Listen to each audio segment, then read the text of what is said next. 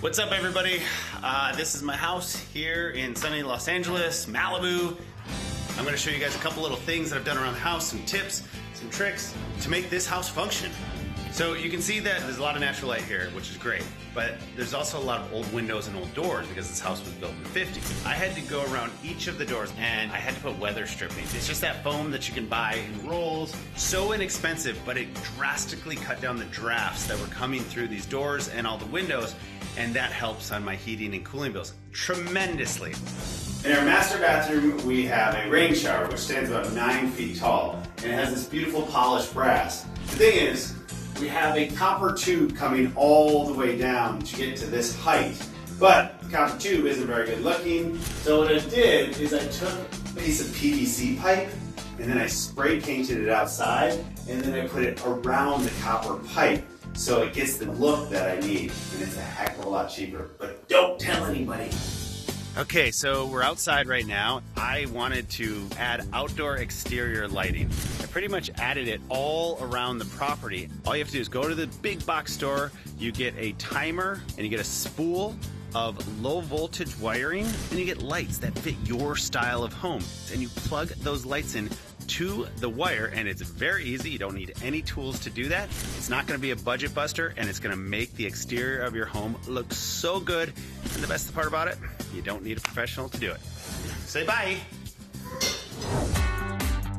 This room does not get a lot of use because it's the formal living room, but I still love it a lot. I have a blue velvet couch, a Mongolian wool chairs that are super, super cozy. This piece is, I think, my favorite piece in the entire house. It brings me so much joy every single day. Then it leads me into the family room. This is where we spend a lot of time. The bookcase here is sort of color coordinated. I love color. It's also filled with pieces that I've collected throughout the years. Throughout the entire house, I have a mix of modern pieces and antiques, pretty much in every room.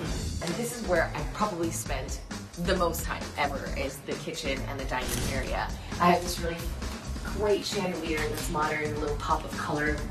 And then the kitchen I actually just renovated. It's nice and bright. When people come over here, everybody gathers at the island. We cook, we listen to music, we talk. It's so much fun.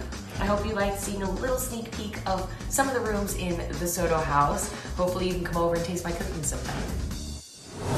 I have been living in this apartment with my husband, Patrick, for about 15 years now. Our apartment was completely decorated and renovated by the wonderful Nate Burkus. He did such a beautiful job. The kitchen and what we call the dining room and what we call the living room and what we call the family room is actually all just one big old space.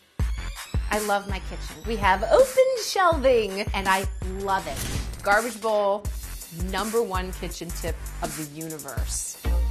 The dining room table, you'll see the base of it is made with these tree limbs, which is so cool. And when we get to the bedroom, you'll see that our bed is the exact same tree limbs. The continuity of design is really special in this space. The chandelier that hangs over the table, it's echoed with chandelier sconces in the bedroom. There's the cutouts here and all the cabinetry. It's exactly the same in the bathroom.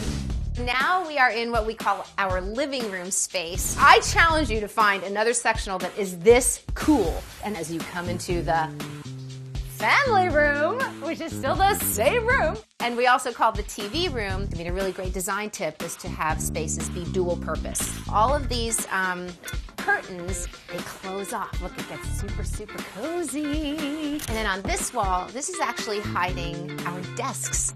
These were 2 closets that Nate turned into 2 desks. This is my desk, and then we're not going to show you Patrick's desk. Nobody wants to see that.